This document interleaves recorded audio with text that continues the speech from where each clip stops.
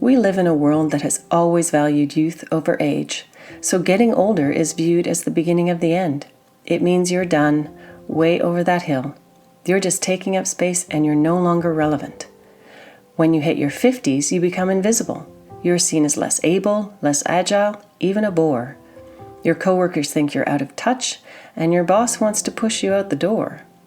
Sandwiched between your children and your parents, between their need for patience and guidance, your own wants and needs are pushed under a heavy cloak of silence. And the working world that dictates its time, 9 to 5, 40 hours, and a 5-day week, is now out of sync with the modern age. And still, it denies you the right to manage your own day. And if you want to start again after many years away, if you want to refocus on your dreams and finally get paid, you're caught staring at the gates of industry that is suspicious of your absence, for breaking the rules and creating a gap, for stepping off their inflexible track. The world now thinks you should be left behind because you no longer fit their mold. It wants to deny your membership, for you are now so old. But what does aging look like to you? Oh, that familiar face in the mirror, the one you've known your whole life, is now shaped with grooves and shadows, unforeseen changes that just arose. No one said your hormones would fade, leaving you exhausted, bloated, and hot. Taken over by unruly emotions, the person you once knew is lost. You must now manage the beast of menopause with its rage, frustration, and sadness, but we keep silent so the world doesn't judge our messiness and madness. They tell us only youth is beautiful and offer us products to fix what's wrong. Anti-aging messages that just emphasize your crime of getting old. Then they put cameras in our phones and the world has never been more recorded, and a tiny wide-angle lens is to blame for all that is now distorted. Cameras cruelly reveal, in harsh reality, all the parts that have changed. Thousands of images for the world to see that punish you with a conspiracy.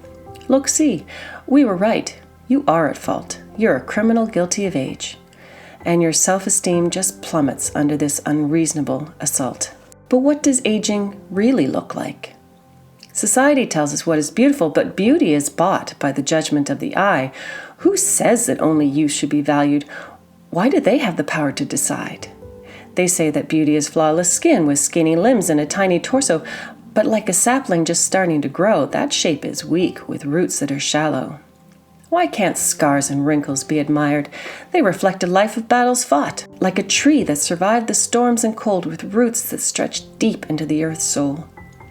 Over time, that tree gets even stronger, large enough to provide home and shade, with branches wide and skin that is tougher.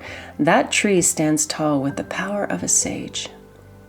So revel in the person you are now and celebrate your own evolution, for we now know what's important. We're warrior queens of our own revolution. Our graying hair is a badge of honor for the privilege of each new day. It's proof of life seen and experienced. We don't need their acceptance to go our own way. In any case, the critics will all be here soon. It's just a matter of time. Youth is not better or worse. It's just a construct of the mind. So when the heat cools off and the brain settles, the mirror will reflect what you choose to see. Remove your judgment. Act like you feel, for we have become what we need to be. That's what aging looks like.